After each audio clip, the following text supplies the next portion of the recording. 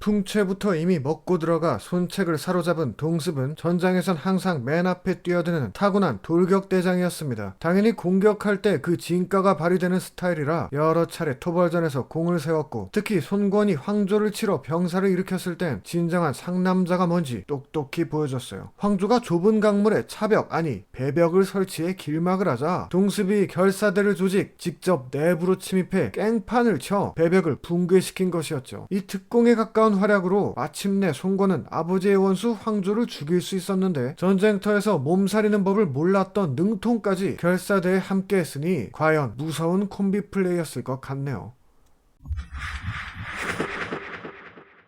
어쩐지 입에 착 감기는 이름으로 소설 삼국지 연의에선 서성과 쩌리 콤비로 활약하던 정봉이 알고 보면 적진에서 혼자 수백 명을 써는 괴랄한 맹장이었단 게 믿어지시나요? 정봉은 젊었을 때부터 용맹해 싸움터에선 매번 적장을 베고 깃발을 빼앗아 상처를 입지 않은 날이 없을 정도로 대단한 투사였습니다. 특히 위나라에서 도망 나온 문음을 구하기 위해선 추격군을 상대로 단기 돌진, 군기를 빼앗은 것은 물론 홀로 수백 명을 죽이는 흉악한 짓을 저질렀다고 하네요. 우리 정봉이 의외로 할 때는 하는구나. 유비의 최전성기를 가장 앞장서서 이끌었던 인물, 그는 쟁쟁한 인간들 사이에서 비교적 신참이었던 황충이었습니다. 정사를 쓴 진수가 창렬한 분량에도 불구 황충을 관우, 장비, 마초, 조은과 함께 묶으며 그의 티어를 최상위로 분류한 데는 다 이유가 있죠. 그가 다름 아닌 한중의 사령관 하후연을 죽인 사람이니까요. 하후연의 군대는 매우 정예했으나 황충은 사졸들을 격려하여 이끌고 진과 북소리는 하늘을 울리고 골짜기를 뒤흔드니 한 싸움으로 하후연을 참하고 그 군대를 대패시켰다. 조조가 강족, 흉노 등의 이민족들과 접견할 때 하후연을 겁주는 용도로 세워놨다는 걸 상기해보면 황충의 우레 같은 공격력은 하후연조차 한 번도 접해보지 못한 어나더 레벨이었던 것 같습니다.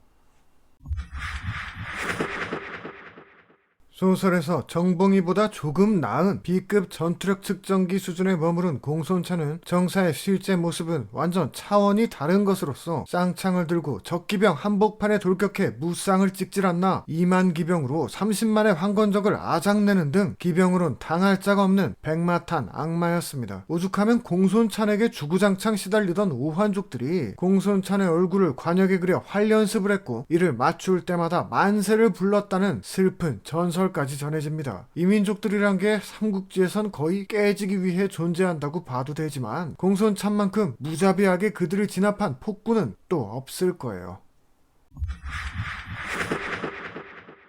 삼국 후반을 장식한 최고의 재능 중 한 명인 문왕은 두 눈을 휘둥그레 할 정도로 가공할 무쌍을 보여줬습니다. 자칫 통감에 의하면 문왕이 위나라에 쫓길 때 추격군에 혼자 뛰어들어가 무려 100명을 죽이고 빠져나왔는데 이 짓을 무려 6, 7차례나 반복했다고 해요. 와, 이거 무슨 진삼국 무쌍인가요? 평타 한 방에 막 10명씩 날아가고 그러는 건가? 그런데 종종 어떤 분들은 제 얘기가 정사가 아닌 연이라고 하면서 제가 사서에 나온 기록이라고 얘기하면 중국 사서는 믿을 수 없다고 하시던데, 제가 언제 이건 사실이니 믿으셔야 한다고 세뇌라도 했던가요? 믿고 안 믿고는 여러분 자유예요. 전 정사를 통해 삼국지를 소개드리는 거고요. 혹 그것마저 불편하다면 괜시리 삼국지 얘기하는 데 와서 기웃거리질 마시든가.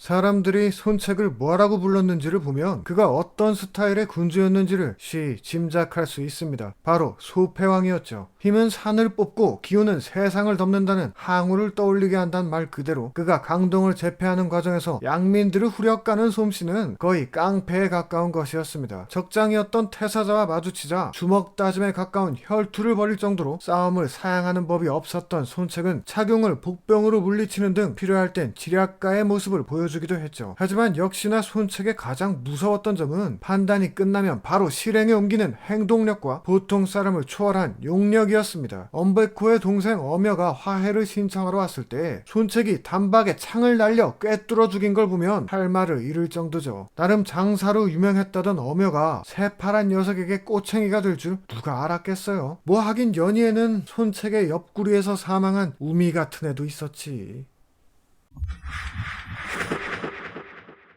장합 정도 되는 인물이 장비 정도 되는 인물을 도발했을 땐 분명 다 계획이 있지 않았을까요? 그런데도 장합은 너무 시원하게 털렸어요. 아니 10,000명을 끌고 와선 10명 남짓 남아 두 발로 뛰어갔다니 이건 뭐 팬티만 입고 튄 거나 마찬가지였죠. 최고의 지장 중 한 명인 장합을 지리를 이용한 절묘한 작전으로 무찔렀다는 점에서 장비 또한 대단한 지장이었다고 볼 수 있습니다. 하지만 그렇다고 장비를 맹장 순위에서 뺄 수는 없는 노릇이잖아요. 다리에 혼자 우뚝 서 있는 것만으로 조조의 추격군을 완전히 틀어막은 천하의 장판파 장비가 말이에요. 물론 장수들의 목을 주머니 물건 꺼내듯 했던 소설의 판타지에 비해 정사의 기록은 상대적으로 미비한 면이 있지만 유비를 따라 난세를 떠돌면서도 견식 있는 자들로부터 항상 최요주 인물로 꼽히던 장비는 말 그대로 혼자서 10,000명에 버금간다는 레전설급 맹장이었습니다.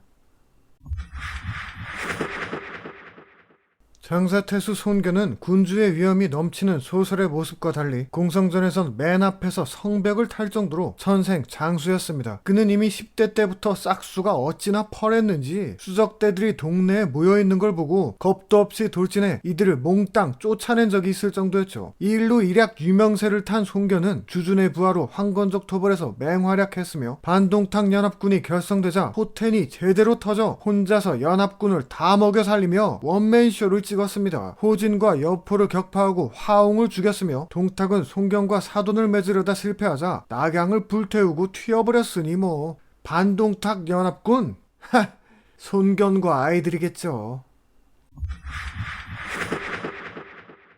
전술이고 나발이고 다짜고짜 뛰쳐나가 적지간에 목을 따온 장수가 있다? 네, 바로 연진에서 알량의 목을 단칼에 날린 관우가 그 주인공이었습니다. 정사에도 분명히 기록된 관우의 이 전설 같은 무용담은 조조가 그를 사로잡았을 때 왜 죽이지 않고 굳이 임대장수로 썼는지를 완벽히 설명해주고 있죠. 하지만 훗날 관우가 대대적인 침공을 개시해오자 조인마저 그 위세를 감당하지 못했을 땐 조조도 이를 깊이 후회했을 겁니다. 당시 구원군으로 보낸 장수 중 만만치 않은 맹장이었던 방덕은 관우의 이마를 활로 맞추는 기염을 토하기도 했는데 어쩐 일인지 관우는 터미네이터 마냥 죽지도 않고 때마침 몰아친 홍수를 이용 우금의 7군을 괴멸시키고 방덕을 붙잡아 참수했어요. 하긴 정사 관우전에는 관우가 왼팔의 뼈를 깎는 수술을 하는데 술을 먹고 대화를 나누며 태연자약했다는 일화까지 있으니 당대 가장 강력한 맹장으로 천하 사람들의 경외심을 받았던 데는 다 이유가 있는 것 같습니다.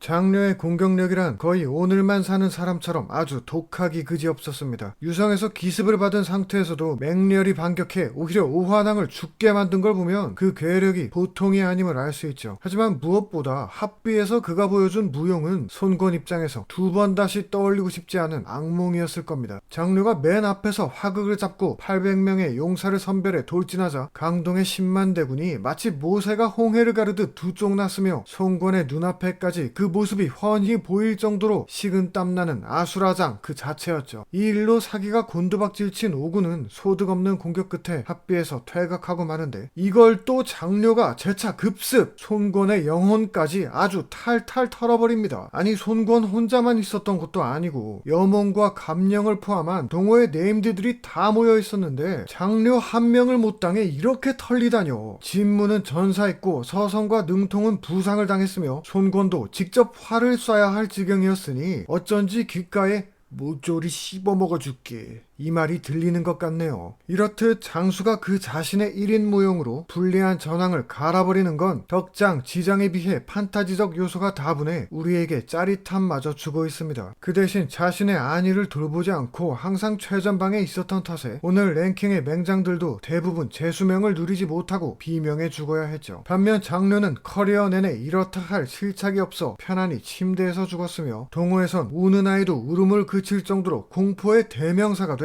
송건은 장려가 나타나자 그가 늙고 병든 걸 알면서도 모두 장려를 조심하라며 벌벌 떨 정도였습니다. 담대한 용기와 그에 걸맞는 무용 그리고 압도적 카리스마까지 천생 완벽한 무인 바로 장려였습니다. 전쟁을 잘하는 자는 기세가 험하고 그 절도가 짧다. 그 기세는 잡아당긴 활과 같고 그 절도는 발사된 화살과 같다.